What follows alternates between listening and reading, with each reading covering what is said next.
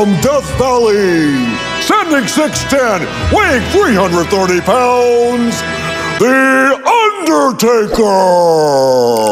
काफी बढ़िया था। It's okay.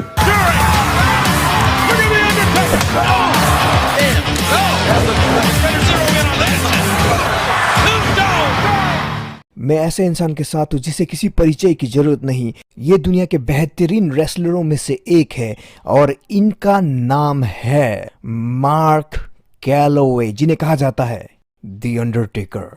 मुझे वो अंडरटेकर का गीत बहुत पसंद है।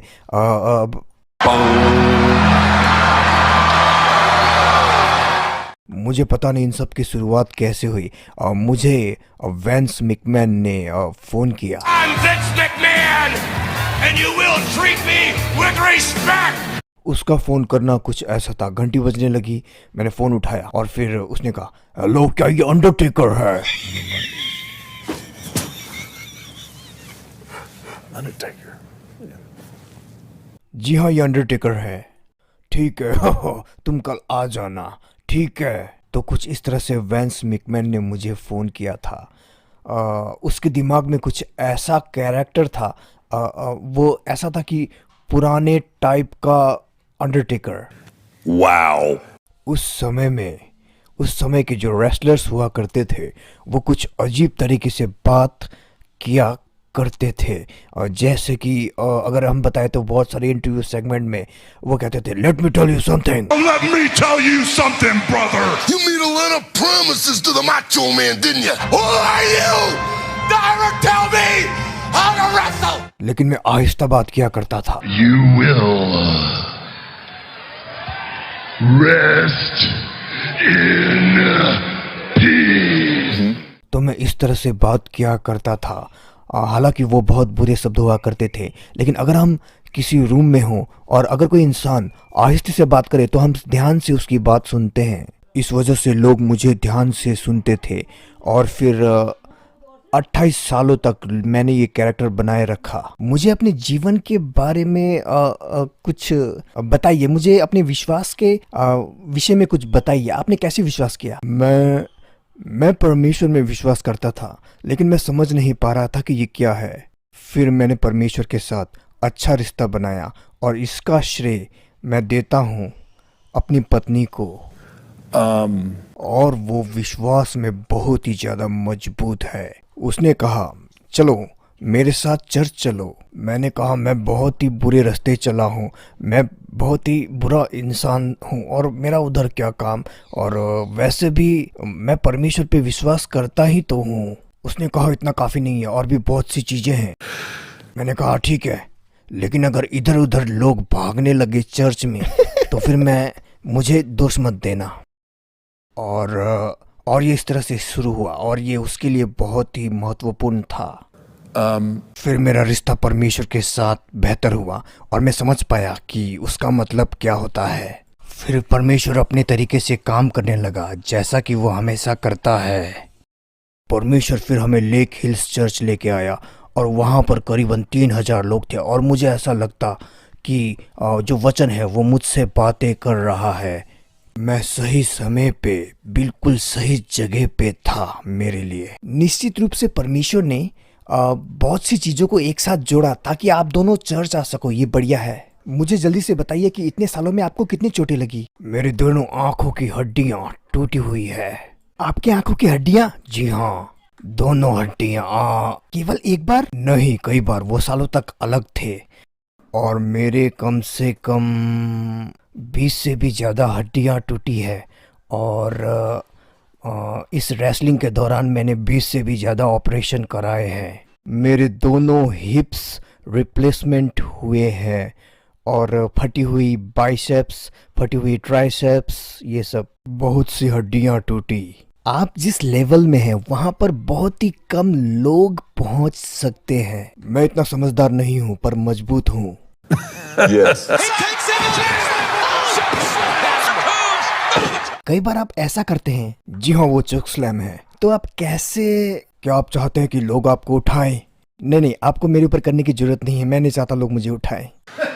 Whoa. आपने अब तक कितने बड़े लोगों को उठाया है? यानी आपका जो ये हाथ है, आपने इससे कितने बड़े लोगों को अभी तक उठाया है? अब तक शायद 400 पाउंड। जब मैं उठाता हूँ तो ये इतना ऊंचा नहीं होता, लेकिन अगर आप सच में छोटे होंगे रे मिस्टीरियो की तरह तो मुश्किल हो सकती है आपको।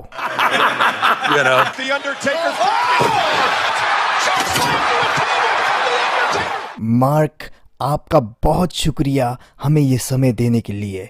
मेरे प्रियो, द अंडरटेकर मार्क कैलोवे, ये बंदा असली बंदा है, ये अच्छा बंदा है, ये परमेश्वर पे विश्वास करता है और ये एक अच्छा बंदा है और ये अंडरटेकर है।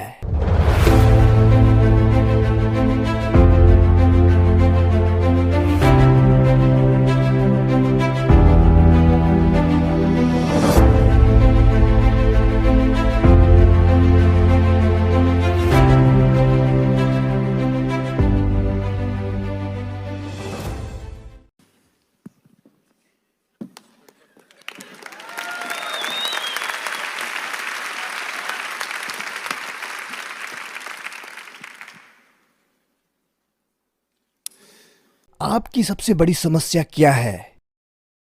मुझे आपको सवाल पूछने दें।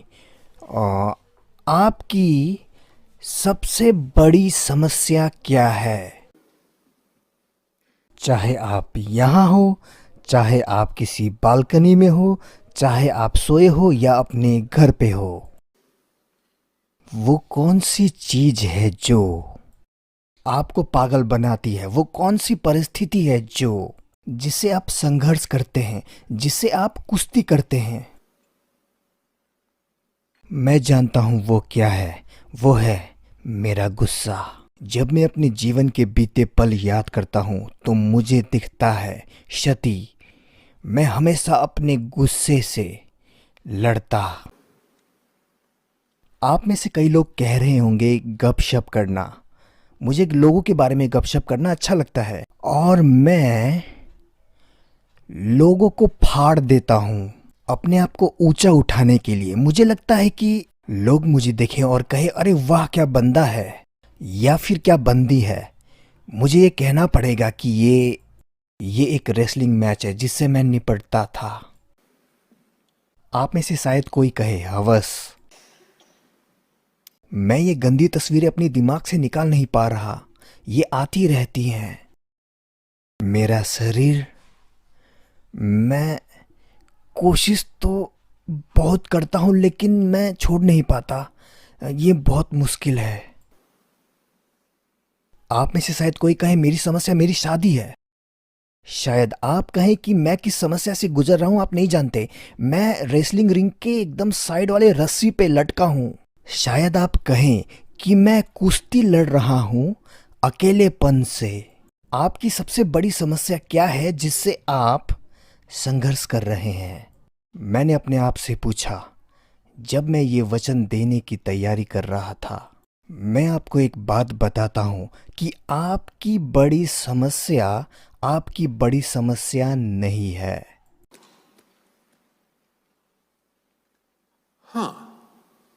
मैं आपको बताता हूं, चाहे वो आपकी समस्या हो या आपकी पारिवारिक समस्या हो या कोई भी समस्या हो, मैं आपको बताता हूं जो परमेश्वर ने मुझे सिखाया इस हफ्ते जब मैं वचन की तैयारी कर रहा था, कि वो मेरी बड़ी समस्या नहीं है। कि वो इंसान मेरे बारे में क्या सोचता होगा, उस इंसान ने मेरे साथ क्या किया, वो मेरी बड़ी समस्या नहीं है। उत्पत्ति 32:24 जरा ध्यान से देखिए यहाँ क्या लिखा है। और याकूब अकेला रह गया। याकूब क्या था? अकेला। और एक पुरुष सुबह होने तक उसके साथ कुश्ती लड़ता रहा। याकूब रेगिस्तान में अकेला होता है और अचानक से एक पुरुष आता है और उसके साथ सुबह होने तक यानी सारी रात लड़ता है।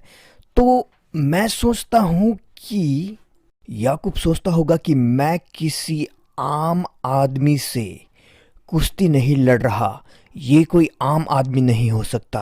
तो यहाँ हम देख सकते हैं यीशु मसीहा को। तो यहाँ हम देख सकते हैं याकूब कुश्ती कर रहा था यीशु मसीहा से। उसने सुबह तक उसके साथ कुश्ती की। 25 जब उसने देखा कि मैं याकूब पर प्रबल नहीं होता, तब उसकी जांग की नस को छुआ। सो याकूब की जांग की नस उससे कुश्ती करते ही करते चढ़ गई। याकूब यीशु से कुश्ती करता है और सोचने लगता है कि ये कोई आम आदमी नहीं है। यीशु ने केवल उसको छुआ है। उसका बुरा हाल हो जाता है, उसकी नस चढ़ जाती है और जब वो टूट जाता है फिर तब यीशु उसे आशीष देता है। इससे हम ये सीख सकते हैं कि अक्सर परमेश्वर हमें तब तक आशीष नहीं देता जब तक कि वो हमें तोड़ दे। परमेश्वर हमें तब तक आशीष नहीं देता जब तक वो हमें तोड़ दे, और तोड़ना अच्छा है। तो वो हमें तोड़ता है फिर आशीष देता है। मुझे आप लोगों का नहीं पता, लेकिन मुझे आशीष चाहिए प्लीज़।